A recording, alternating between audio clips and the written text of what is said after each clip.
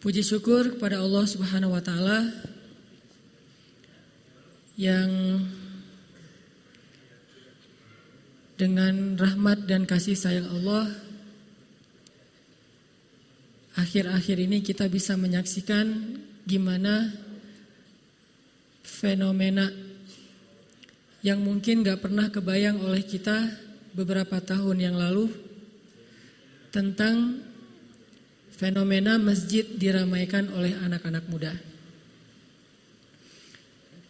Jadi kalau tahun 1928 pemuda pernah melakukan sebuah gebrakan menyongsong kemerdekaan Indonesia, sekitar beberapa belas tahun kemudian Indonesia pun memproklamirkan kemerdekaannya.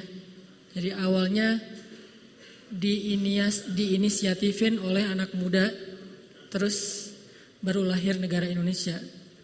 Kalau yang saya tahu, kata para ahli sejarah tuh, Sumpah Pemuda adalah momen lahirnya bangsa Indonesia, sedangkan 17 Agustus 45 adalah momen lahirnya negara Indonesia. Jadi bangsanya dulu, baru negara. Nah, kalau tahun 28 ada gebrakan anak muda dengan sebuah kongres yang kemudian puncaknya adalah Sumpah Pemuda. Tahun 2017-2018 maka kita melihat sebuah fenomena yang luar biasa juga yang terjadi kepada anak muda, di mana anak-anak muda alhamdulillah sekarang terbukti bisa banget memakmurkan masjid lebih daripada orang-orang tua mereka. Lebih ramai daripada majelis taklim ibu-ibu. Saya ini sebagai ustadz, katanya juga ya.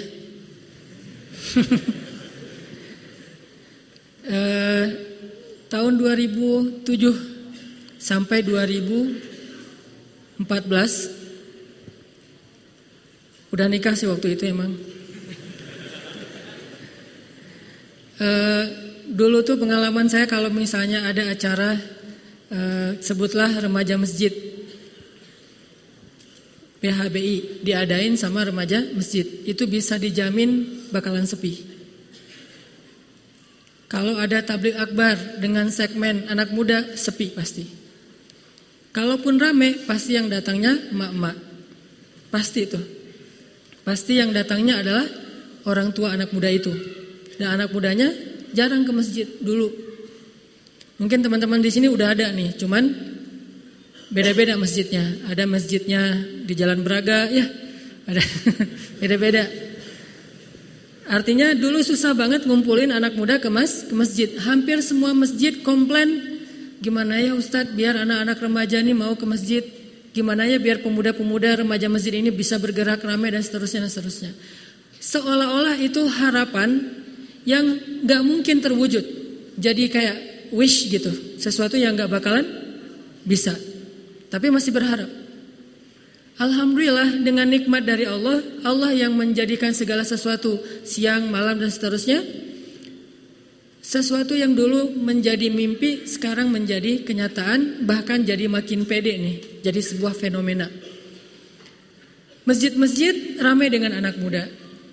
Talim-talim ramai dengan anak muda. Sharing tentang ilmu agama ramai dengan anak muda. Bahkan bisa dibilang sama nih dengan tempat-tempat yang lain, tempat main, walaupun itu juga sesuatu yang positif, tempat untuk berhibur. Tetapi maksudnya yang dulu sepi sekarang bisa ramai. Dan ini kita syukuri teman-teman, karena ini adalah rahmat dari Allah Subhanahu wa taala.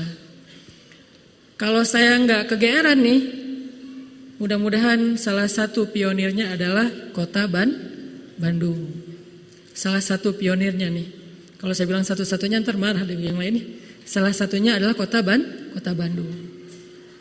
Kemudian jadi kayak tren yang diikuti oleh teman-teman kita di seluruh Indonesia, bahkan di beberapa kota di luar negeri. Ini harus kita syukuri. Momentum Sumpah Pemuda ini kita terjemahkan dengan makna kekitaan. Kayak tadi Contohnya berani sumpah depan mertua. Itu terjemah, bebas lah mau terjemahin gimana aja ya, selama positif. Sumpah aku masih jomblo misalnya. Ini terjemahan-terjemahan yang luar biasa, kreatif. Alhamdulillah sekarang kita bisa dapat nikmat, bisa bareng-bareng di masjid. Ini nikmat dari Allah. Terus yang kedua, saya pengen ngucapin again, makasih banyak, jazakumullah khairal jaza buat semua teman-teman yang udah istiqomah ngeramain masjid, itikaf, taklim, sholat dan seterusnya. Mudah-mudahan syiar, kalau kita nggak bisa berdakwah dengan lisan, minimal kita berdakwah dengan sunnah. Arti sunnah di sini dengan penampilan. Sunnah itu bukan cuma sunnah Nabi ya. Sunnah juga berarti dengan hal, dengan keadaan kita. Bahasa lainnya syiar. Karena ramainya anak muda di masjid itu tetap bisa ngasih semacam semangat dan motivasi buat orang lain. Oh ternyata ngaji itu sekarang agak kekinian ya gitu. Nggak takut ngaji itu kesannya kayak kurang gaul, ngaji itu kayaknya kaku, ngaji itu apa? Ternyata alhamdulillah bisa kekinian juga dan bisa zaman now lah ngaji teh. Bisa jadi salah satu fenomena anak muda zaman now.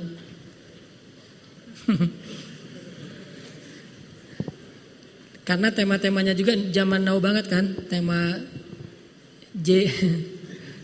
tema tentang status. Tadi MC tadi udah kepedean banget ya. Dulu nggak kayak gitu, dia sejak nikah sebulan yang lalu udah mulai agak berubah, kurang empati sama kita nih. Tapi saya alhamdulillah walaupun nikahnya udah lama masih empati kok, masih suka ngebully kan. Teman-teman yang dirahmati Allah, dari sekian banyak jawaban tentang kuis tadi, lagian itu mah bukan mencari jawaban yang benar, hanya mencari inspirasi. Karena kehabisan ide nih apa nih, ya udah deh cari inspirasi aja dari teman-teman. Semuanya benar, cuman kalau yang lagi saya bahas sama Inong waktu itu, kita lagi ngebahas gimana ya caranya ngejadiin masjid sebagai salah satu youth space. Kita pengen di Bandung ini ada namanya youth space berbasis masjid. Artinya anak muda tuh kalau mau nongkrong di masjid. Anak muda tuh kalau mau main di masjid. Anak muda tuh kalau mau dapat wifi gratis di masjid. Mau ngecas handphone di masjid. Jadi masjid itu youthable, menyediakan banyak kebutuhan anak muda. Mau selfie di masjid ada spot selfie. Bahkan bisa dibilang tematik, tema Korea, Timur Tengah udah pasti lah ya, Korea, tinggal disesuaikan Korea berjilbab misalnya. Jadi masjid itu lebih youthable, lebih memenuhi kebutuhan-kebutuhan anak muda. Termasuk nanti mungkin di masjid ada meja jodoh. Jadi siapa yang pengen mencari pasangannya, jangan kepoin Instagram dulu, kepoin masjid. Lo masih sendiri ke masjid deh gitu. Bukan lo jangan ke masjid, ntar sendiri terus. Bukan, sebaliknya. Karena terlalu asik beribadah jadi gak mikirin nikah kan. Gak, sekarang gara-gara ke masjid jadi pengen nikah. Kenapa sih kamu jadi pengen nikah gitu? Sering ke masjid. Nah itu berarti masjid benar-benar menyediakan kebutuhan anak muda. Lagi ngomongin itu, gimana masjid itu menyediakan fasilitas main, segala macam, panjat dinding lah, terus basket, apalagi kalau bola kayaknya agak kegedean ya, futsal lah minimal, skate, BMX, parkour yang mungkin kalau parkour BMX skate ini masih satu karakter, apa aja lah termasuk bela diri, bela pasangan. Bela diri udah gak zaman sekarang, bela pasangan. Itu yang lagi kita omongin pas lagi di Loop Station. Udah ya, segitu doang, gak penting sih. Nah, malam ini saya pengen bahas tentang salah satu mungkin hikmah yang bisa kita ambil dari momentum Sumpah Pemuda. Dan karena saya lagi ngebahasnya dalam momen taklim, maka akan coba dikaitkan dengan versi sejarah Islam. Walaupun sejarah bangsa kita tidak berbenturan dengan sejarah Islam, sehingga tidak perlu dibentur-benturin. Oh, sejarah Islam nggak ada hubungannya dengan Indonesia. Ada tetap Islam Indonesia atau agama apapun yang yang diakui di Indonesia tetap selalu ada mengait dengan sejarah bangsa ini, termasuk agama Islam. Nah, kita akan bahas apa sih yang bisa kita ambil pelajaran dari Sumpah Pemuda dari angle Al-Quran, hadis, sejarah Islam, agama, dari angle syariah. Mungkin salah satu nih yang paling menonjol dari teks Sumpah Pemuda itu adalah kata bersatu atau kata satu. Dalam bahasa kita mungkin gampangnya persatuan lah. Itu salah satu yang paling menonjol dalam teks Sumpah Pemuda.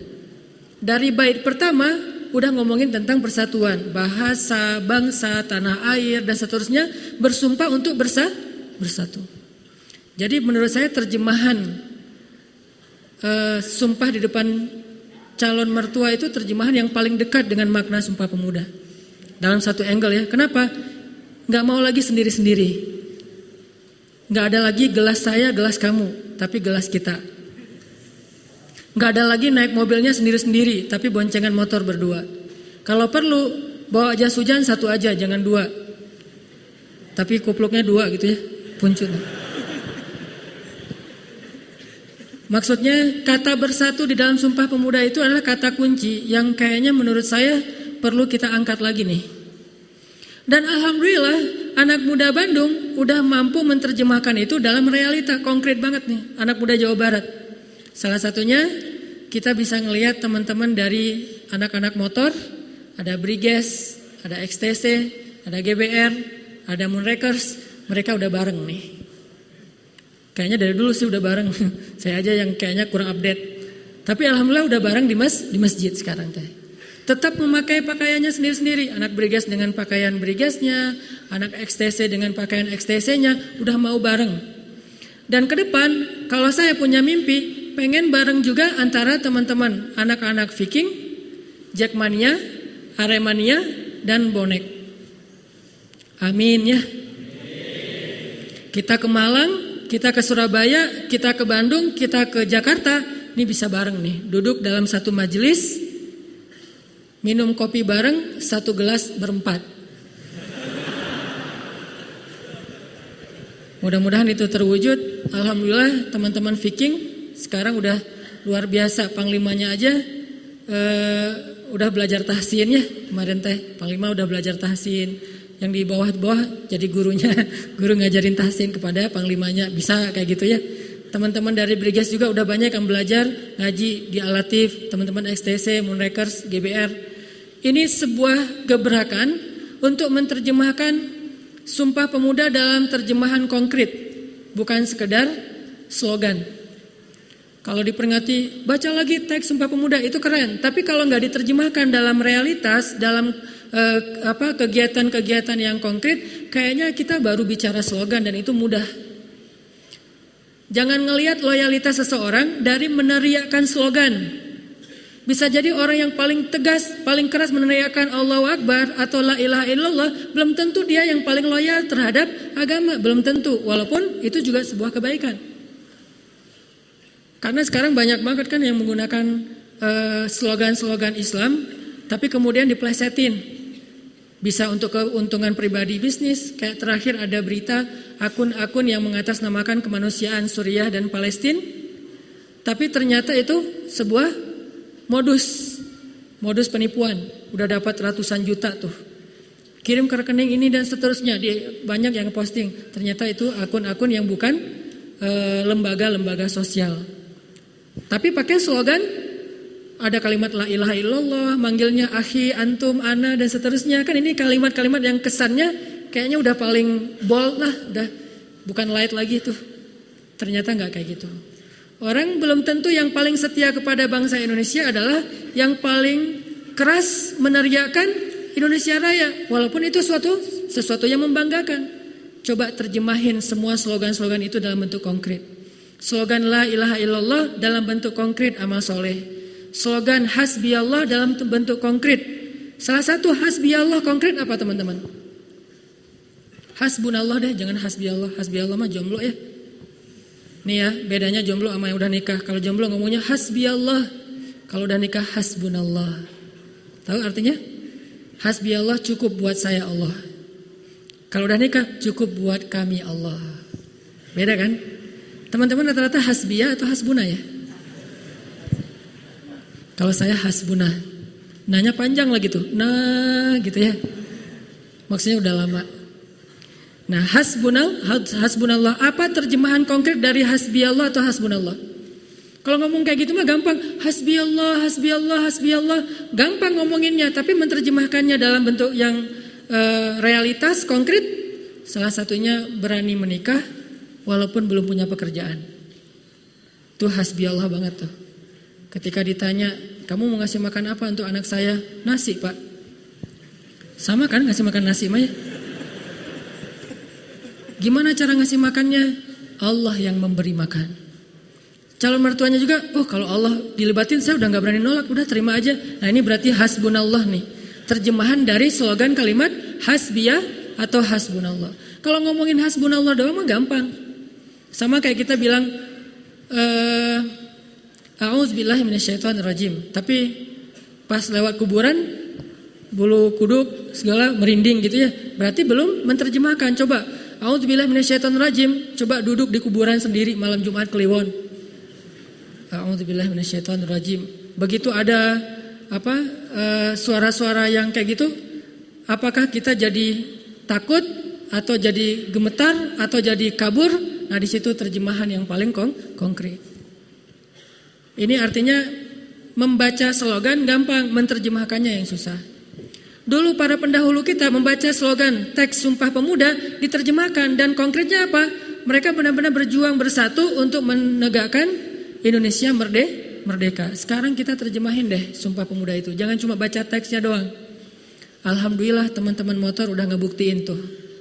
Jadi kita belajar sama mereka tentang persatuan. Mereka udah ngebuktiin menghilangkan ego-ego kelompok atau pribadi demi kemaslahatan bersama, yaitu persatuan di antara anak-anak motor. Sehingga kalau dulu orang menyebutnya geng motor, mungkin sekarang udah gak perlu disebut kayak gitu. Karena udah jadi justru guru kita dalam belajar tentang persatuan. Oknum mah ada aja, orang Islam juga ada yang udah taat, ada yang masih belajar, ada yang cuma modus kan ya, macam-macam. Itu mah oknum. Tapi secara umum, alhamdulillah ini sebuah gebrakan. Persatuan teman-teman. Cuman yang perlu kita coba realize tentang makna persatuan, banyak orang menerjemahkan persatuan itu artinya satu tubuh. Satu tubuh. Artinya nggak boleh berbeda pakaian, nggak boleh berbeda nama, nggak boleh berbeda kelompok, harus jadi satu kelompok. Kayaknya kalau persatuan diterjemahkan dengan terjemahan kayak gini, susah bersatu. Nggak boleh lagi pakai baju adat, susah kan? Nggak boleh lagi pakai bahasa daerah, susah. Ternyata bersatu itu bukan cuman menghilangkan identitas kita, kemudian memakai baju yang sama putih semuanya, bukan. Yang dimaksud dengan bersatu menurut Al-Quran, satu hati. Kalau dalam bahasa iklan, one heart. Satu hati. Itulah bersatu dalam konsep Al-Quran. Nanti teman-teman bisa baca di surat Ali Imran 103. Fa'allafa baina qulubikum fa'asbahtum bini'amatihi ikhwana. Maka Allah mempersatukan hati kalian. Jadi Allah gak mempersatukan, gak boleh lagi ada istilah kabilah. Tetap aja kabilahnya dipakai. Abu Bakar dari kabilahnya Bani Taim, Umar pakai nama kabilahnya, bahkan Nabi Muhammad pakai nama kabilahnya. Orang Arab tetap mengaku sebagai orang Arab, orang Ajam mengaku sebagai orang Ajam. Cuman terus makna persatuannya apa? Hatinya yang bersatu. Jadi kalau kita pengen menerjemahkan Sumpah Pemuda dalam makna kekitaan, kita belajar satu hati kepada saudara kita. Apa makna satu hati? Makna satu hati dalam bahasa Islam adalah wahdatus syu'ur, punya perasaan yang sama. Punya perasaan yang sama. Kayak kata Nabi, Orang mukmin itu seperti satu tubuh. Satu tubuh di sini bukan berarti satu organ. Beda satu organ sama satu tubuh. Yang kita terjemahkan selama ini tuh bersatu berarti satu organ. Semuanya harus jadi tangan, nggak bisa. Kalau semua jadi tangan namanya bukan tubuh kan ya. Dan nggak bisa ngapa-ngapain, cuma ada tangan doang. Sepotong tangan ngapain? Nggak bisa kan ya. Sehelai rambut nggak bisa ngapa-ngapain kan. Nah ternyata baru bisa ngapa-ngapain kalau jadi satu tubuh bukan satu organ. Nabi mengatakan kajasadin wahid, seperti satu tubuh. Satu tubuh itu ada sekian puluh bahkan ratusan organ. Sendi kita aja ada ratusan. Terus bersatunya dari angle mana nih? Kalau satu tubuh tapi beda-beda organnya. Kata Nabi, idzashtaka udwun tada'a lahu sairul jasad bis-sahri wal huma. Kalau salah satu organ tubuh itu ada yang rasa sakit, maka seluruh organ tubuh itu akan ikut merasakan as-sahru wal huma, enggak bisa tidur dan panas dingin. Wihdatus syu'ur, innamal mu'minun ikhwah. Wihdatus syu'ur, satu perasaan. Artinya ta'liful qulub, hatinya yang bersatu, bukan organisasinya. Organisasinya tadi tetap namanya Brigas, enggak digabung. Brigas gabung sama XTC. BX apa misalnya? BX GM. Brigas XTC Moonrakers GBR Moonrakers. Enggak perlu. Tetap aja namanya dengan nama-nama sendiri-sendiri. Viking, Jackmania, bonek, Aremania. Terus yang bersatu di bagian mana? Bajunya nggak usah disamain. Yang biru tetap biru, yang kuning tetap kuning dan seterusnya. Terus beda, yang samanya apa? Samanya perasaan. Wahdatus syu'ur, udah sehati. Sama kalau kita dengan pasangan kita. Gimana jadi satu? Susah kan? Satu hati. Kalau udah satu hati, udah one heart, itu udah muncul yang namanya kepekaan. Sudah muncul namanya wa'yun, peka tuh. Duh, kenapa saya nggak tenang ya? Soalnya dia lagi ada masalah. Wah, satu hati nih. Jadi sebelum satu tubuh, satu hati dulu. Karena kalau nggak satu hati, nggak bisa ngapa-ngapain. Sehingga dakwah, salah satu misi dakwah itu adalah fannun li ta'lifil qulub. Itu definisi dakwah. Seni membujuk hati. Sehingga dalam konsep dakwah Islam, la ikraha fiddin, nggak boleh maksa. Nggak boleh maksa. Kita nggak boleh maksa orang masuk Islam dengan cara gini. Ada teman kita non Muslim sakit, udah gitu nggak mampu berobat. Terus kita bilang sama dia, gua bantu aja deh lo untuk berobat ke rumah sakit, semua biaya gua yang tanggung. Tapi syaratnya lo masuk Islam ya. Itu namanya ikrah, nggak boleh dalam agama. Itu namanya ikrah, memaksakan orang masuk Islam, itu nggak boleh. Terus gimana dong caranya? Ya udah bantu aja. Kalau mau ngajak dia masuk Islam, nggak boleh pakai syarat. Misalnya habis kita bantu, dia udah sehat, bukan hutang, udah kita ikhlasin. Kapan-kapan ketika udah normal, kita ajak pelan-pelan, kita mungkin bisa diskusi tentang agama, kita bisa tunjukkan akhlak Islam. Dia masuk Islam karena kerelaan hatinya, itu baru namanya dakwah. Tapi kalau kita bilang, kalau lo gak masuk Islam, lo masuk neraka lo, habis lo dibakar sama malaikat. Enggak. Bukan begitu cara berdakwah. Makanya dalam Islam, dakwah Nabi itu selalu diawali dengan kalimat basyiran wa nadhiran. Basyiran artinya berita gembira, nadhiran peringatan. Enggak pernah nadhiran wa basyiran. Pasti basyiran dulu baru nadhiran. Yang menggembirakan, yang menyenangkan. Jadi yang diomongin itu yang seru-seru, yang asik-asik. Dan bukan bukan modus, emang benar. Islam itu banyak hal-hal yang nyaman, banyak hal-hal yang indah. Artinya hatinya yang dibujuk. Ta'liful qulub. Sehingga orang yang sedang dibujuk hatinya dalam konsep fikih dikenal dengan istilah mu'allaf. Mu'allaf itu bukan orang baru masuk Islam, teman-teman. Itu mah terjemahan Indonesia banget lah. Di Indonesia kan mu'allaf itu orang yang baru masuk Islam. Padahal dia udah masuk Islam 10 tahun yang lalu masih disebut dia itu mu'allaf loh. Bukan itu arti mu'allaf. Mu'allaf itu orang yang lagi dibujuk hatinya supaya mau berhijrah, supaya mau masuk Islam. Jangan-jangan kita mu'allaf. Kenapa ke masjid? Soalnya tadi ada pembagian sembako. Mu'allaf. Kenapa ke masjid? Habis baterai. Mu'allaf. Kenapa ke masjid? Ada yang lagi dikecengin. Mu'allaf tuh. Ya, kenapa hatinya masih dibujuk untuk mau beramal soleh. Tapi yang udah ke masjid dengan kesadaran, yang udah senang bantu orang lain tanpa ada modus apapun, itu bukan mu'alaf. Orang yang masuk Islam, taat sama Allah dengan kesadarannya, bukan mu'alaf, muslim. Walaupun baru sedetik dia masuk Islam, sehari, sejam, tetap aja muslim. Tidak ada bedanya dia dengan kita yang Islamnya dari sejak lahir, nggak ada. Sehingga di sini kita coba renungkan teman-teman, oh berarti bersatu itu adalah bersatunya hati. Sehingga gara-gara kita paham ini, jangan sampai kita menuduh orang lain berpecah belah, menuduh orang lain gak mau bersatu hanya gara-gara gak mau satu organisasi. Wah, anti persatuan nih, gara-gara gak mau barengan dalam satu organisasi. Belum tentu. Selama dia tetap mencintai kita, empati, respect sama kita, maka itu persatuan. Walaupun organisasinya bisa beda-beda. Kenapa bisa berbeda? Karena persepsinya berbeda. Kalau perasaan, kalau pikiran susah disatuin. Tapi kalau perasaan bisa. Pikiran susah. Dimanapun saling mencintai, tetap aja persepsinya kadang-kadang beda. Nanti coba deh kalau udah pada nikah. Teman-teman jangan memaksa, istri itu harus sepaham sama suami. Susah. Toh Nabi juga dengan istri beliau yang pada soleha, gak harus selalu sama pemikirannya. Nabi, menurut Nabi kayak gini, menurut istrinya kayak gitu. Tapi kalau satu perasaan bisa banget. Sehingga kata Allah, fa'allafa baina qulubikum, maka Allah menyatukan perasaan kalian. Menyatukan hati kalian. Dan kalau kita baca lagi di dalam surat Al-Kahfi, ketika Allah Subhanahu wa taala menggambarkan tentang anak muda yang melakukan sebuah gebrakan di Yordania, yang awalnya masyarakatnya itu jahiliyah, banyak kezoliman, yang kaya menindas yang miskin, yang kuat menzolimi yang lemah. Muncullah sekelompok kecil anak muda, lagi-lagi anak muda nih. Apa bahasa Allah? Warabatna ala qulubihim, maka kami pun mengikat hati mereka. Bukan kami satukan mereka dalam satu organisasi, bukan. Warabatna ala qulubihim, kami pun mengikat hati mereka.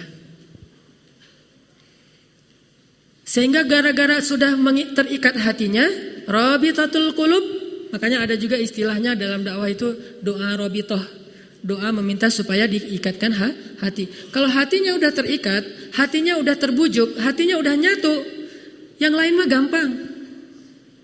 Sehingga yang perlu kita terjemahkan secara konkret dari teks Sumpah Pemuda adalah teman-teman, jaga hati teman kita, jaga perasaan teman kita, empati, respect, faham tentang apa yang membuat orang lain tersinggung, sakit hati dalam segala urusan, termasuk lewat sosmed, dalam bergaul, ketemu sama teman, di jalan, jaga perasaan orang lain. Itu makna dari persatuan. Karena kalau kita nggak jaga perasaan orang lain, kita mau ngomongin program, ngomongin wacana, ngomongin wawasan, gagasan, ngomongin organisasi apapun, nggak akan pernah bisa, nggak akan berhasil kalau hatinya udah terpecah belah.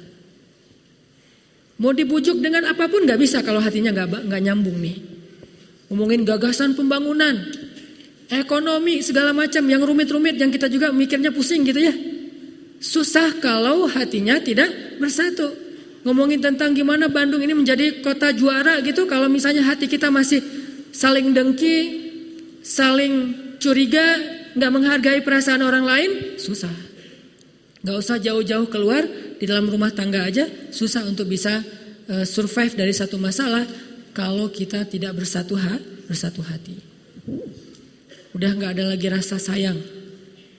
Makanya Nabi SAW, salah satu misi beliau ketika hijrah ke Madinah, membuat sebuah gebrakan baru adalah ta'akhi bainal muhajirin wal ansor, mempersaudarakan antara orang muhajirin dengan orang ansor. Namanya tetap aja beda.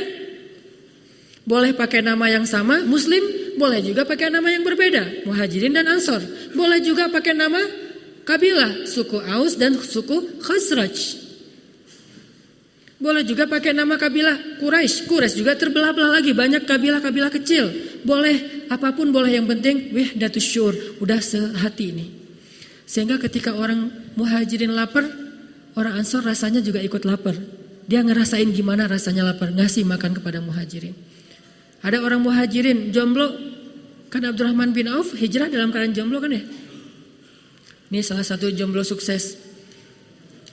Tapi dia hijrah dalam keadaan belum kaya tuh. Pas lagi hijrah nggak punya apa-apa, ditinggalkan semua di Mekah. Sampai di Madinah ditawarin oleh orang Ansor. Ya udah saya cariin ya cewek-cewek Ansor yang keren-keren, banyak loh. Saya punya banyak teman-teman atau keluarga yang keren-keren. Kamu mau nggak? Kata Abdurrahman, saya belum kepikiran mau nikah. Saya mau kepikiran mempersiapkan mahar dulu. Ya udah nggak apa-apa, asal ambil aja setengah dari pasar saya, setengah dari tokonya dikasih kepada Abdurrahman. Kenapa bisa mudah? Ngasih ini, ngasih itu segala macam, karena hatinya udah sehati. Kenapa teman-teman kita lebih memprioritaskan keluarga kita daripada orang lain yang kita nggak kenal? Karena udah sehati. Makanya salah satu misi kita kalau kita pengen menerjemahkan Sumpah Pemuda dalam makna kekinian, yuk kita sama-sama saling menjaga perasaan, menjaga hati. Yuk kita wihdatus syu'ur, satu perasaan di antara bangsa Indonesia atau anak-anak muda Indonesia. Insyaallah nanti kita lanjutkan setelah sholat isya. Barakallahu li walakum. Tadi kesimpulan dari sesi yang pertama, ketika kita ngomongin tentang Sumpah Pemuda, salah satu warisan Sumpah Pemuda yang harus kita jaga dengan baik itu adalah warisan persatuan.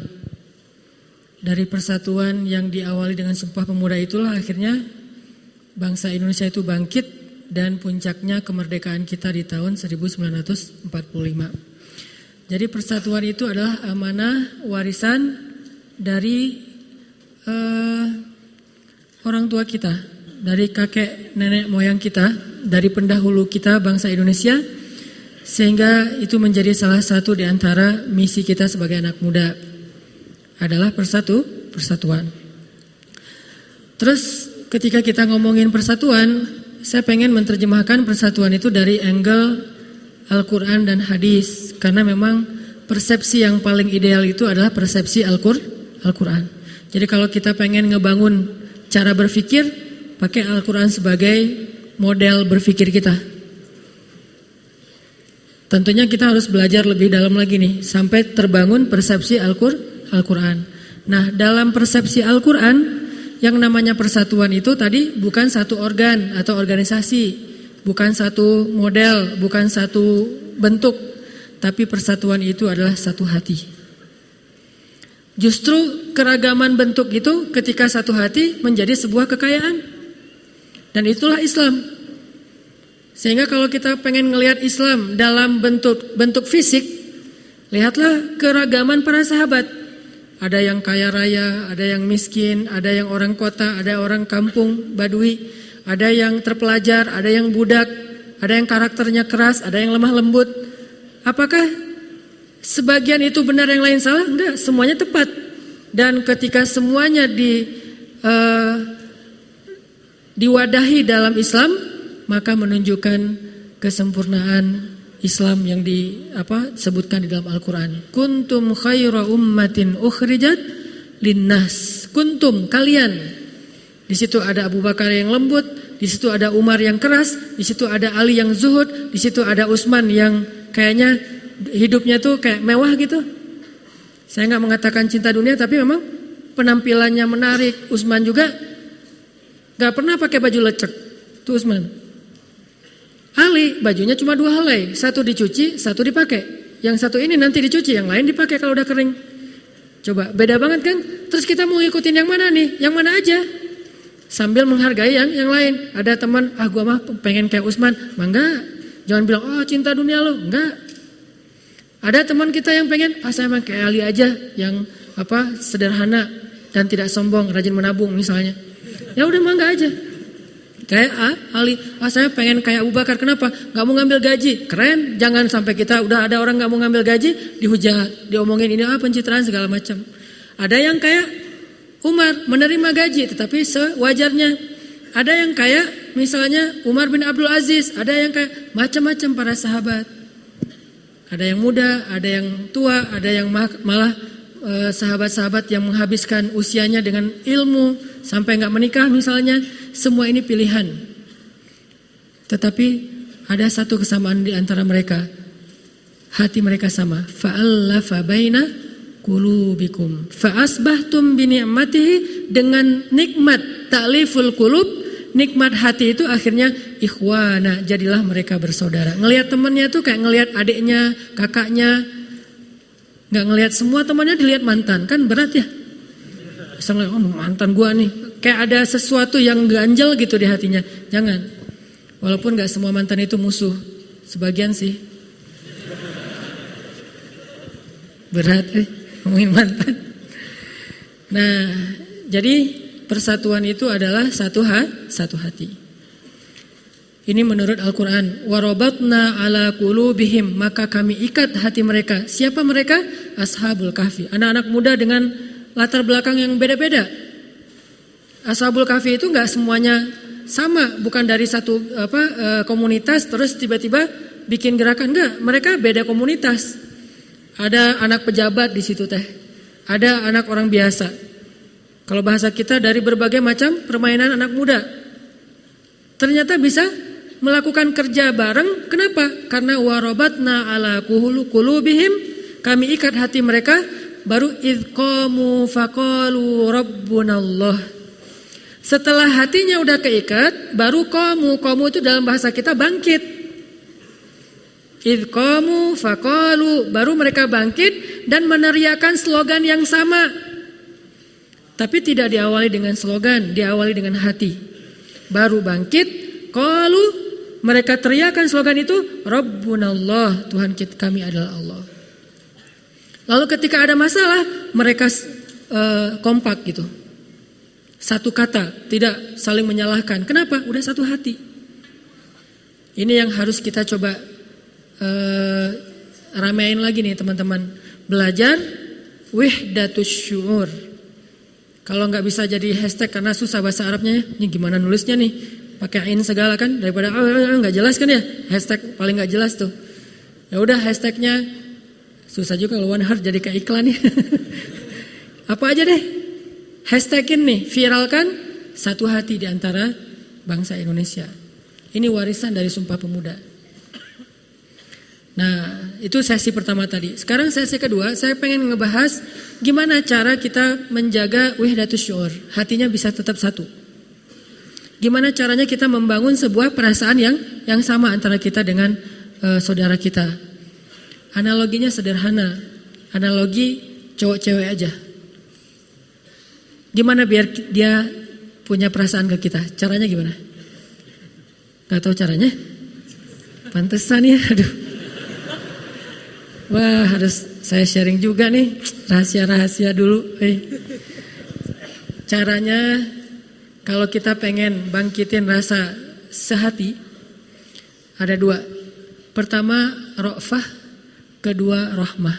Ini konsep Al-Quran ya, nanti saya terjemahin. Pertama ra'fah, kedua rahmah. Apa ra'fah? Ra'fah itu peka. Gara-gara kepekaan inilah jadilah kita orangnya pengertian. Kalau kita nggak punya kepekaan, nggak pengertian, peka gitu. Kalau telepon jangan lama-lama. Kalau ini dalam analogi ya, jangan lakukan. Nanti saya disalahin lagi. Analogi doang nih. Kita peka, oh kayaknya dia lagi kurang sehat. Langsung datang-datang bawa Panadol.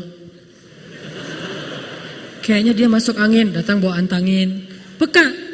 Oh dia romantis banget ya, orangnya peka banget, tahu banget saya lagi gimana.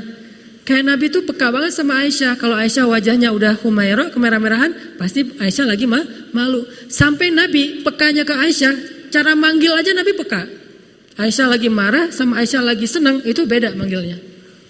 Kalau Aisyah lagi senang, Aisyah tuh akan, kalau lagi senang tuh ngomongnya, wa Rabbi Muhammad, demi Tuhannya Muhammad. Kalau Aisyah lagi ngambek, Aisyah akan bilang, wa Rabbi Ibrahim, demi Tuhannya Ibrahim. Nabi tahu itu tuh. Makanya Aisyah pernah nanya, Nabi gitu. Kalau orang sekarang manggilnya Bibi gitu ya. Abi kalau sekarang mah ya. Terlalu soleh, Abi. Papa lah. Yang. Ujung-ujung. Tadi semuanya pencitraan nih yang benar nih. Yang kata Aisyah ke Rasulullah, yang kamu tahu nggak aku kalau lagi ngambek atau lagi nggak ngambek? Tahu kata Nabi. Gimana taunya? Nih Aisyah lagi ngetes kepekaan Nabi. Kata Nabi, kamu tuh kalau lagi senang sama aku, kamu akan bilang wa Rabbi Muhammad, wa Rabbi Muhammad. Bisa artinya demi Tuhan Muhammad, bisa artinya alhamdulillah dalam bahasa yang lain. Tapi kalau kamu lagi ngambek, kamu akan bilang warabbi Ibrahim. Kalau Aisyah udah ngomongin warabbi Ibrahim, gak nyebut, padahal suaminya juga kan Nabi kan. Kayak kita, suami kita tuh misalnya, suami kita, istri kita. Bahaya. Bahaya Saya gak punya suami, semua punya istri. Tapi dia perempuan ya, bukan laki-laki. Nah, kalau istri kita, sebutlah istri kita tuh misalnya pinter masak. Dia punya kayak brand cake gitu atau apalah, punya masakan yang khas. Sebutlah misalnya istri kita tuh pinter masak dan punya warung Padang. Kalau kita lagi senang, kita akan bilang, ah ini kayak masakan mama nih. Gitu kan ya? Kalau kita lagi gak senang, kita bilang, wah kayak masakan ibu saya nih. Nah, orang yang peka kayak gitu tuh. Nah tinggal kita peka gak dengan saudara kita. Apa yang membuat dia bete, apa yang membuat dia gak nyaman, apa yang membuat dia tersinggung, apa yang membuat dia ilfil. Kepekaan, empati yang tinggi itulah yang menjaga persaudaraan. Sehingga ketika kita ngomong, ketika kita komen, ketika kita bertindak, ketika kita ngelakuin sesuatu, selalu berpikir dengan angle perasaan orang lain. Baik itu keluarga kita, tetangga kita, teman main kita, teman sekolah kita, beda sekolah, beda komunitas, apapun lah, bahkan beda agama sekalipun, kita jaga dari angle dia. Makanya Allah saking ngejaganya nih, Allah bilang, janganlah kalian mencela Tuhan-Tuhan mereka, sehingga mereka akan mencela Tuhan kalian tanpa mereka fahami. Beda agama kan? Yang satu muslim, yang satu non muslim. Kita jaga, jangan sampai kita ngeledekin Tuhan mereka. Jangan sampai kita ngeledekin syariat mereka. Jangan sampai kita ngeledekin hal-hal yang sakral dalam persepsi mereka, dalam persepsi dan kepercayaan mereka. Ketika kita lakuin itu, nanti mereka pasti akan membalas, terjadilah perpecahan. Itu diajarkan di Al-Quran. Jangan kita ngeledekin Tuhan orang lain, nanti mereka akan balas ngeledekin Tuhan kita. Tapi kalau mereka yang ngeledekin Tuhan kita, ya udah, siapa yang paling baik, berarti dialah yang menunjukkan akhlak. Kalau kita mengklaim Islam adalah agama terbaik, tunjukkanlah akhlak kita lebih baik dari mereka, kan gitu. Jangan sampai kita mengklaim agama Islam itu agama terbaik, ternyata kita nggak bisa nunjukin akhlak kita lebih baik dari orang lain. Berarti kita hanya kata-kata yang nggak ada buktinya. Nggak enak mau bilang omong kosong Kata-kata yang nggak ada buktinya nih. Islam terbaik, sunnah terbaik. Apa? Orang Islam tuh apa? Nabi itu akhlaknya uswatun hasanah. Tunjukin, dan itu amanah di dalam pundak, di atas pundak kita. Ketika kita mengaku sebagai muslim, berarti kita punya tanggung jawab menunjukkan keindahan Islam kepada manusia. Tanggung jawab. Kayak kita ngaku, saya sebagai orang Aceh, berarti saya mewakili orang Aceh. Kalau saya ngelakuin kesalahan, semua orang Aceh kena gara-gara saya. Saya orang Bandung, begitu saya ngelakuin kesalahan, ternyata orang Bandung gitu juga. Saya orang Islam, begitu saya melakukan Islam, orang pasti otomatis, walaupun sebetulnya gak semua orang Islam kayak gitu, tapi tetap gara-gara kita, nama Islam tercoreng. Bisa jadi yang mencoreng nama Islam kita sendiri. Sehingga kita jadi kayak punya tanggung jawab, amanah, saya harus lebih baik nih. Supaya orang tahu, oh memang Islam itu keren. Tuh buktinya. Gitu. Hijrah ngaji. Kita yang udah rajin ngaji, harusnya nunjukin bahwa akhlak kita lebih baik di depan orang tua daripada adik kakak kita yang belum ngaji. Sehingga orang akan mengatakan benar emang ngaji itu bermanfaat. Ngaji itu emang baik, bagus, banyak kebaikannya. Buktinya si AA, buktinya si adik misalnya. Tapi kalau pas udah habis ngaji, semua disalah-salahin neraka semua nih. Karena saya dulu pernah ngalamin masa gitu. Wah neraka kamu. Apa semua salah di mata saya. Cuma saya doang yang masuk surga nih. Semua orang masuk neraka. Pulang ke rumah, Bapak ini dosa besar nih. AA, manggilnya abang kalau orang Aceh. Abang saya itu tentara. Abang tahu nggak azab kubur kayak gimana? Ngomong-ngomong belum apa-apa udah ngomong azab kubur, jahanam, berat, belum basyiron udah nazir, jadi ngelompat gitu. Dibalik harusnya basyiron, baru naziron juga ada waktunya. Nabi Nuh itu baru ngomong naziron setelah 950 tahun berdakwah, baru naziron. Awalnya basyiron. Buktinya coba baca surat Nuh. Wahai kaumku, minta ampun kepada Allah, maka Allah mengampuni. Basyiron apa naziron? Basyiron, berita gembira. Niscaya Allah akan mengampuni satu. Lalu Allah akan memberikan kepada kalian harta. Basyiron atau naziron?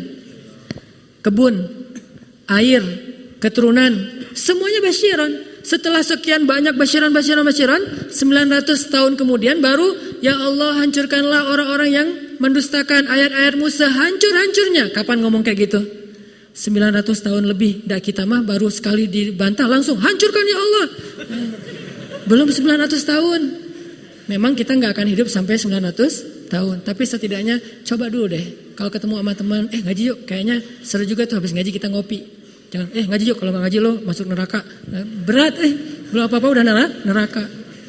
Baru salah dikit neraka. Walaupun mungkin benar, cuman kurang tepat. Sehingga benar dan tepat ini harus jaga perasaan orang lain. Makanya Nabi itu ngejaga banget perasaan orang. Ra'fah bil mu'minina ra'ufun rahim. Itu sifat Nabi. Orang yang sangat ra'fah, jaga perasaan. Saking jaga perasaan, Nabi itu selalu mencari persamaan biar gak ada gap. Ketemu dengan para penggembala ternak, Nabi ngomongin tidaklah Allah mengutus seorang Nabi kecuali pasti pernah menggembala ternak. Oh gitu ya Nabi. Ya kalau gitu profesi penggembala ternak keren dong. Keren. Coba cari persamaan kan. Terus ngomong lagi ketemu sama orang miskin yang makan roti keras, namanya qadid. Rotinya keras, kalau mau dimakan dicelupin dulu ke air, rendam baru bisa dimakan. Pas Nabi duduk di antara mereka gak enak hati. Aduh, gak enak nih mau ngehidangin yang kayak gini ke Nabi. Kan Nabi orang yang mulia, masa kita hidangin roti yang keras, disembunyiin, disumput aja gitu. Akhirnya kata Nabi, saya itu anak seorang perempuan yang biasa makan qadid. Oh gitu ya Nabi, udah yuk kita makan bareng. Makan bareng. Jadi terbiasa makan qadid. Dari ibunya juga ditunjukin. Ketemu dengan orang miskin, ya Allah hidupkan saya sebagai orang miskin. Matikan saya sebagai orang miskin. Bangkitkan saya bersama orang miskin. Tapi jujur ya doanya, kadang-kadang kita kayak basa-basi gitu ternyata terjadi. Ya Allah kok gitu banget sih. Basa-basi doanya. Kalau Nabi mah jujur, emang siap dengan konsekuensi doa itu. Saya kira doa itu kayaknya satu-satunya doa Nabi yang susah diamalkan. Ada yang pernah ngamalin? Dan saya juga yang ceramah gak berani. Paling doa ya Allah rezeki yang halal, yang tayyib, yang berlimpah. Gak ada. Berani ya Allah hidupkan saya sebagai orang miskin. Malam sepertiga malam, lagi hujan, lagi baper berat. Coba doain itu kalau berani. Satu-satunya doa yang kita berharap gak dikabulkan ya. Ya Allah jangan dikabulkan, coba basa-basi doang misalnya. Itu bahaya. Ketemu orang miskin, Nabi ngomong kayak gitu. Ketemu sama orang kaya, Nabi akan bicara tentang sebaik-baik pekerjaan adalah berdagang. Coba. Jadi semua orang itu jadi happy gitu kalau ketemu Nabi. Ada aja pembicaraan yang sama mereka. Walaupun kadang-kadang Nabi kayak iseng gitu, godain doang. Tapi tetap dibesarkan hatinya dan motivasi. Nabi kata seorang nenek-nenek, Nabi kan udah pernah ke surga. Ngelihat saya gak di surga? Enggak tuh, gak ngelihat nenek-nenek kayak ibu di sana. Gitu.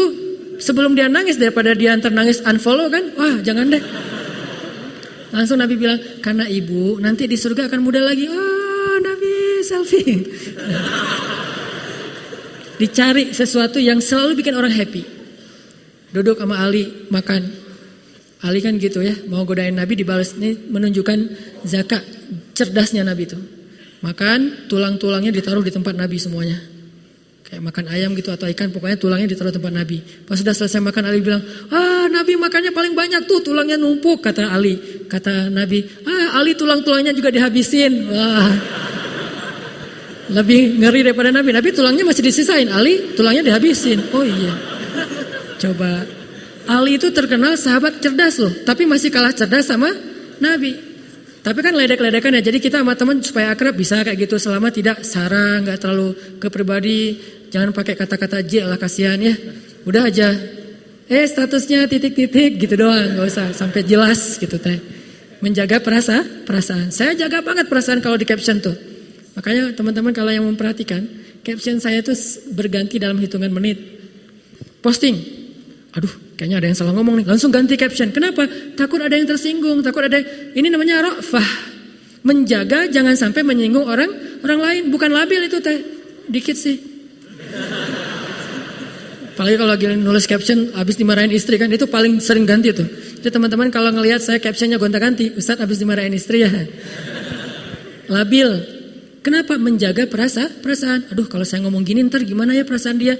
Itu harusnya yang kita coba fokus kalau pengen jaga persatuan. Kan kita sering ngelihat di sosmed orang-orang kadang-kadang komen gak menjaga perasaan orang yang membaca kan. Udah di tempat umum. Padahal Nabi kalau mau negur sahabat nggak mau negur tempat umum, pasti japri kalau nggak DM. Nggak mungkin Nabi ngeposting teguran kecuali sifatnya mungkar. Ini bedain antara fahsya sama mungkar ya. Kenapa kemarin saya posting masalah akun fake? Karena itu bukan lagi fahsya, itu sudah mungkar. Kalau fahsya aib, maka saya nggak akan pernah posting. Menjaga siapa yang menutupi aib saudaranya, nanti Allah tutupi aibnya di akhirat. Itu kaidah hadis. Tapi kalau udah mungkar, kewajiban kita untuk mensyiarkan supaya tidak ada korban. Kalau teman-teman ada yang berpikir, Ustadz udah sabar aja deh, ini bukan bab sabar, bab kemungkaran. Dan kemungkaran, nahi mungkar, dicegah. Kayak misalnya kita punya teman atau pembantu yang sering nih. Pembantu misalnya aibnya sebutlah, maaf dia ada penyakit sedikit dengan aroma tubuhnya. Itu nggak usah diomongin ke orang lain. Jangan pekerjain dia bau badan misalnya. Jangan, itu aib. Tapi kalau dia masalahnya adalah nyuri barang, itu bukan aib, itu mungkar. Sehingga kalau ada teman kita mau mempekerjakan dia di rumahnya, terus konsultasi dulu sama kita yang pernah mempekerjakan dia, boleh membuka aib itu. Dan ini termasuk gibah yang dibolehkan. Gibah tapi boleh. Karena gibah juga ada yang boleh, ada yang enggak kan. Dusta juga sama kan. Bohong yang dibolehkan dengan bohong yang tidak dibolehkan. Secara umum enggak boleh, tapi ada 3 kondisi yang dibolehkan. Gibah juga kayak gitu. Gibah tentang kemungkaran. Oh, dulu dia pas kerja di rumah saya pernah ngambil barang, uang receh habis saja pokoknya. Pas pulang saya perhatiin baju saya banyak yang hilang. Setiap nyuci baju ngambil satu, nyuci baju ngambil satu. Akhirnya pas pulang jadi satu, datang satu ransel kecil, pulang 2 koper. Bisa jadi kayak gitu. Terus kita kasih tahu ke orang lain, apakah kita menggibah? Ya, tapi gibah yang dibolehkan dalam syariat. Adapun kalau kesalahannya bukan mungkar, yang nggak merugikan orang lain, cukup DM. Apalagi belum tentu itu salah, cuman versi kita salah. Nah, kan berarti masih masih relatif ya, belum pasti. Maka DM, japri. Nabi kalau ada sahabat yang ngelakuin kesalahan yang nggak ngerugiin orang lain, Nabi akan bicara secara umum atau langsung ke orangnya secara pribadi. Contoh secara umum gini, ada sahabat yang Umar bin Khattab. Umar bin Khattab itu pernah datang bawa buku ditulis sama orang Yahudi. Isinya cerita-cerita mitos, fiksi lah. Jadi buku fiksi, cerita gitu, cerpen, novel fiksi dibawa sama Umar. Kata Umar, Rasul, ini ada buku cerita bagus banget loh. Rasul mau baca, kata Umar. Cuma di dalam cerita itu banyak kekeliruan. Kan orang Yahudi suka hiperbola dalam cerita. Hal yang benar jadi salah, yang salah jadi benar. Kan suka gitu orang Yahudi. Makanya buku itu bahaya, bisa membahayakan imannya Umar. Pas Nabi baca cerita itu, langsung Nabi mengambil air, gak disobek sama Nabi, bukan dibakar. Ambil air, tintanya dihapus. Udah gitu Nabi mengatakan, sesungguhnya di dalam Al-Quran banyak kisah-kisah yang bermanfaat, yang baik, yang penuh makna. Umar diam. Kemudian ketika udah ngumpul di antara orang banyak, maka Nabi SAW mengatakan, wahai kaum muslimin, Al-Quran adalah sebaik-baik bacaan. Bacalah dia, tadaburi, di dalamnya ada kisah-kisah teladan. Nabi gak mengatakan, jangan kayak Umar tuh, tadi bawa CD-CD yang aneh-aneh, saya juga nontonnya, pokoknya 18 apa gitu. Gak ngomongin kayak gitu ya, ini aib. Sehingga Nabi, loh kenapa kita jadi tahu? Karena beliau Nabi. Sehingga jadilah itu sebuah kisah yang kita baca. Kalau Nabi itu bukan seorang utusan Allah, mungkin itu akan jadi cerita cuma mereka berdua yang tahu. Ini namanya menjaga perasaan. Kalau kita ngomong jaga perasaan, peka. Wah, ini kayaknya ada yang salah ngomong nih. Ini kayaknya dia nggak nyaman nih. Ini kayaknya ngerti banget pengertian, dan itu bikin orang langsung sehati itu. Kan itu analogi orang yang lagi PDKT kan, pengertian banget. Kamu lagi ini ya, kok kamu tahu sih? Sehati. Seorang ibu ke anaknya, saya sering cerita, pokoknya kalau rambut saya udah panjang, ibu saya pasti telepon. Bang, rambutnya udah panjang ya? Ya mak, potong, kata mak saya, langsung potong. Kenapa? Ternyata ibu saya kayak ada kepekaan seorang ibu kan ke anaknya, bang lagi sakit ya? Ya mak. Ya udah jaga kesehatan ya? Ya mak gitu. Di Mesir sama di Indonesia sampai kayak connect gitu. Kenapa? Karena udah sehati. Gitu juga kita kepada sesama saudara kita. Ke orang tua jaga perasaan. Kayaknya mak ini pasti nggak senang kalau saya ngomong kayak gini. Jaga, jangan sampai menyinggung orang tua, menyinggung ayah, ibu, saudara, tetangga, teman. Termasuk jangan sampai menyinggung mantan. Walaupun dia sering nyinggung kita sih, cuman ya jangan dibalas lah ya. Diomongin aja di tempat umum, kan nggak tahu siapa mantan kan ya. Nggak ada sedikit. Oke. Serius banget sih dengerin bab mantan. Ra'fah, jaga perasaan. Kayak misalnya parkir. Ini kalau saya parkir gini ntar orang bisa keluar nggak? Mikir. Bukan cuma yang penting saya udah dapat tempat, terserah orang lain. Nggak gitu. Nih kalau saya duduk kayak gini ntar dia gimana ya? Sampai saking menjaga perasaannya, kata Nabi berhias dan pakailah parfum yang baik kalau kita datang ke masjid. Salah satunya masjid sih, karena masjid itu tempat orang ngumpul. Kenapa? Biar nggak mengganggu saudara kita di sebelah. Terutama bersiwak. Bersiwak itu dalam bahasa kita bersihin gigi. Kenapa? Jangan sampai kita baca doa saking semangatnya ya sebelah langsung. Kenapa dia nggak baca doa? Tahan nafas. Berarti kita nggak menjaga perasaan orang. Jaga banget perasaan orang. Yang sering terjadi saking Nabi itu ra'fah, sampai orang yang nggak ra'fah sama beliau. Lalu diajarkan oleh Allah. Saya pernah cerita yang surat Al-Ahzab, orang-orang bertamu ke rumah Nabi, terus nggak pulang-pulang kan?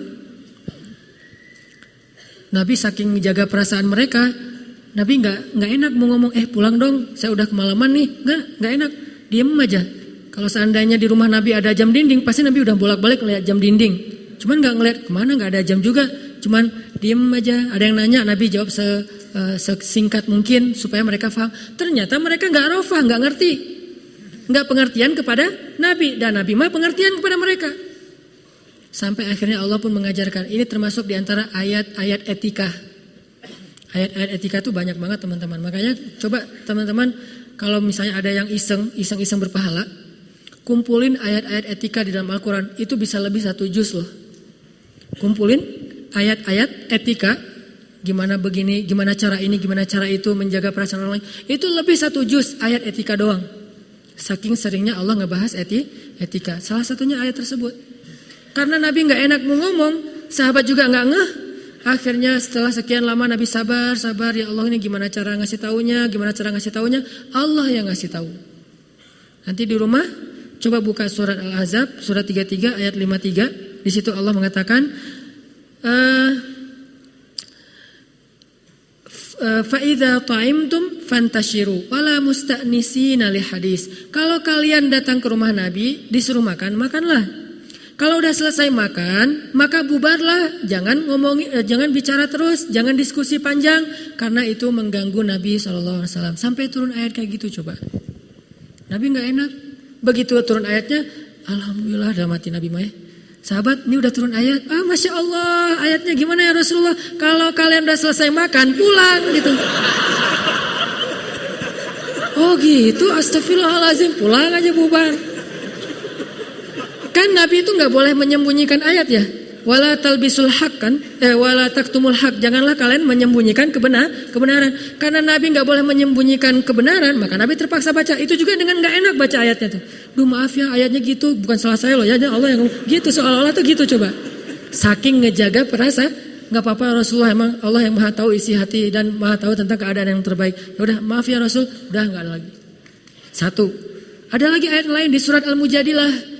Bab curhat, itu yang curhat ke Nabi, DM-nya itu banyak banget sampai nggak kebuka sama Nabi, saking banyak. Karena udah banyak banget yang japri, yang DM ke Nabi nggak dibalas, ngambek.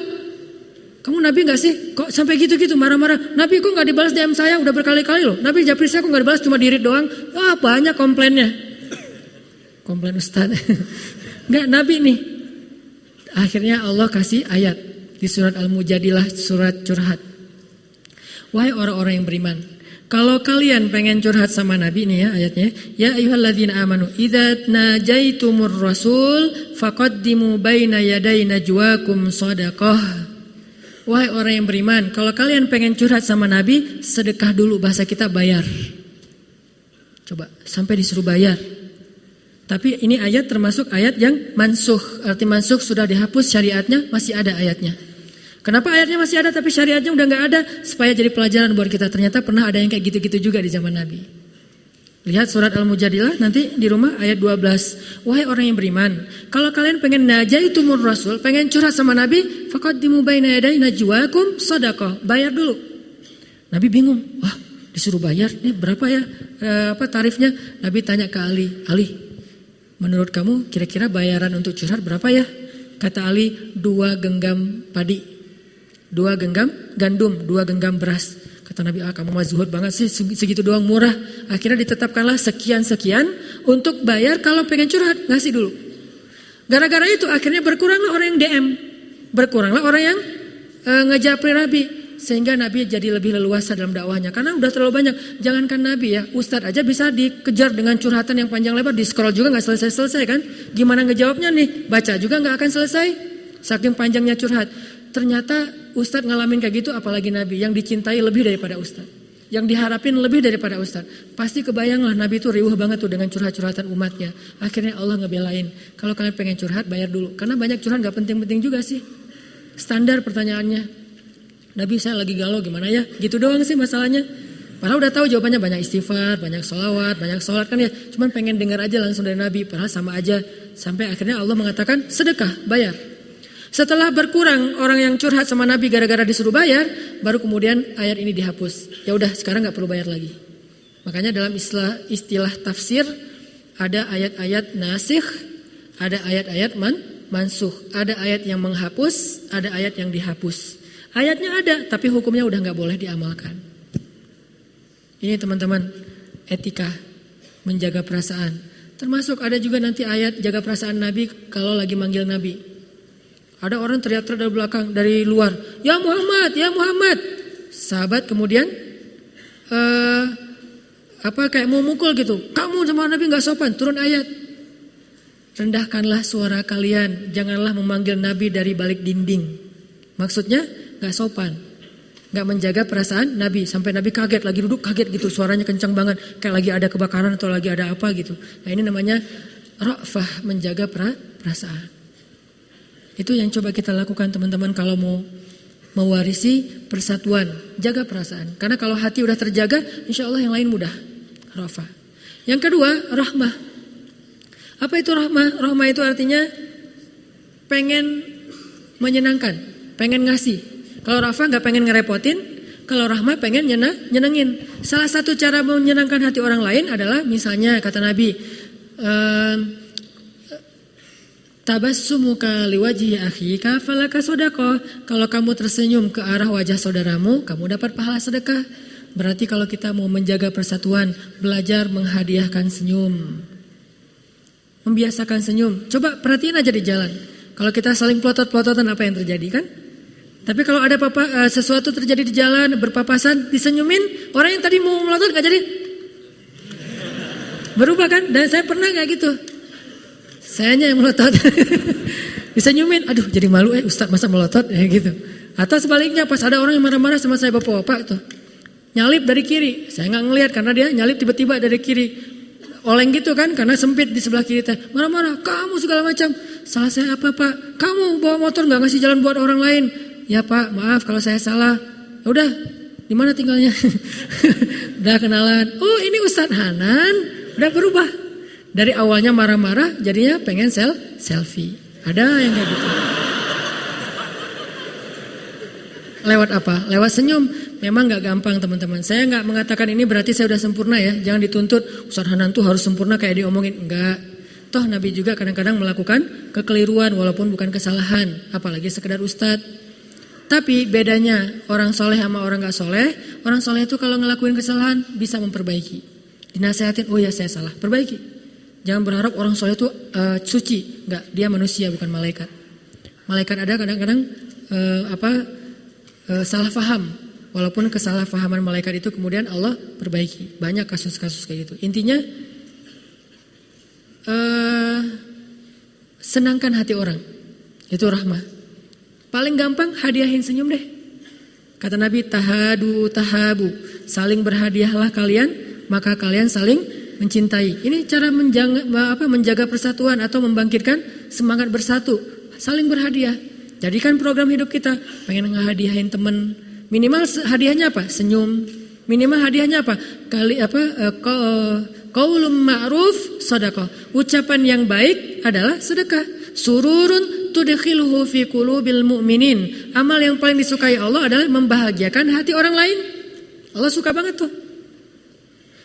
Terutama hati keluarga, orang tua, pasangan, menghadiahkan dengan kata-kata yang menyenangkan hati.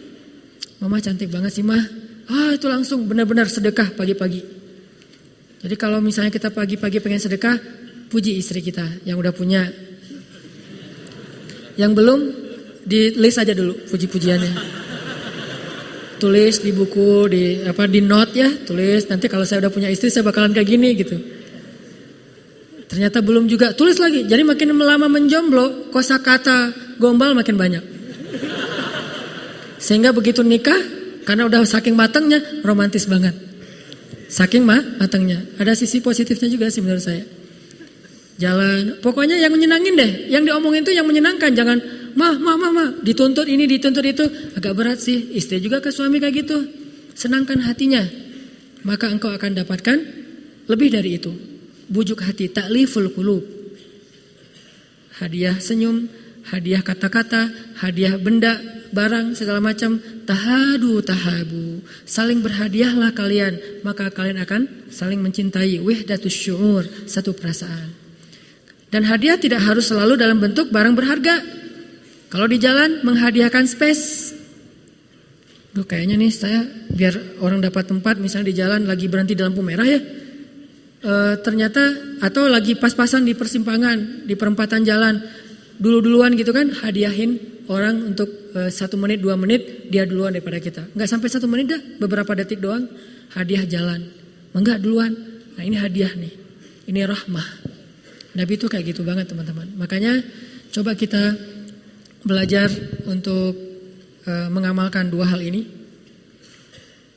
yaitu fa'allafa baina qulubikum wa rabatna ala qulubihim, belajar menyatukan hati di antara orang beriman, secara lebih khusus lagi di antara bangsa Indonesia, secara lebih khusus lagi di antara warga Bandung, dengan 2 hal tadi. 1, jaga perasaan orang, berpikir dan merasalah dengan angle orang lain, jangan angle kita. Kalau angle kita kadang-kadang jadi egois, subjektif, kaku. Kalau kita ngomong tentang orang lain, kira-kira dia gimana ya dengan ucapan kayak gini, berarti kita harus perbaiki sampai ucapan kita gak menyakiti dia.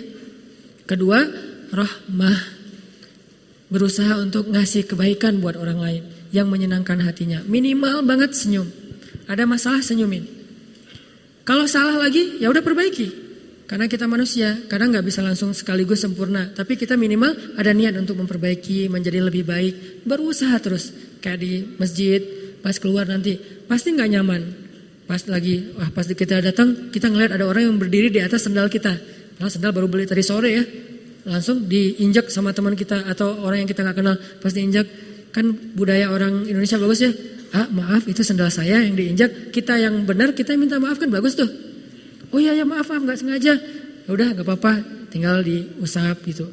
Belajar senyum dulu. Ya udah gak apa-apa, diganti aja yang baru gitu.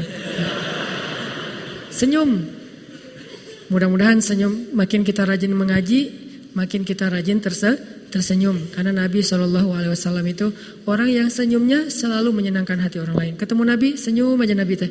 Oh alhamdulillah. Orang yang tadinya marah gak jadi marah sama Nabi. Pengen mukul Nabi, pengen nyakitin Nabi, malah jadi sayang dan pengen ngebelain Nabi karena senyum. Walaupun kadang memang butuh ketegasan terhadap sesuatu kemungkaran. Lagi-lagi tadi bedain antara mana fahsya, mana mungkar.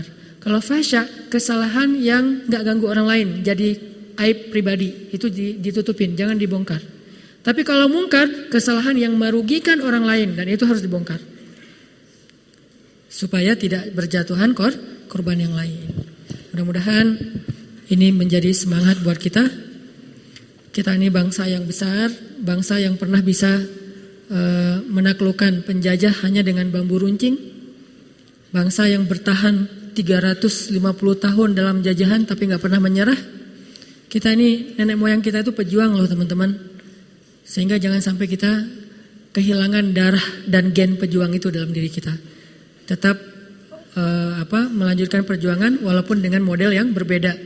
Buat saya orang yang keren itu bukan orang yang banyak komen, bukan orang yang mengkritisi orang lain. Orang yang keren itu orang yang fokus dengan karyanya. Ayo kita berkarya. Masing-masing kita punya potensi. Saya sebagai ustadz, ya saya berkarya lewat dakwah.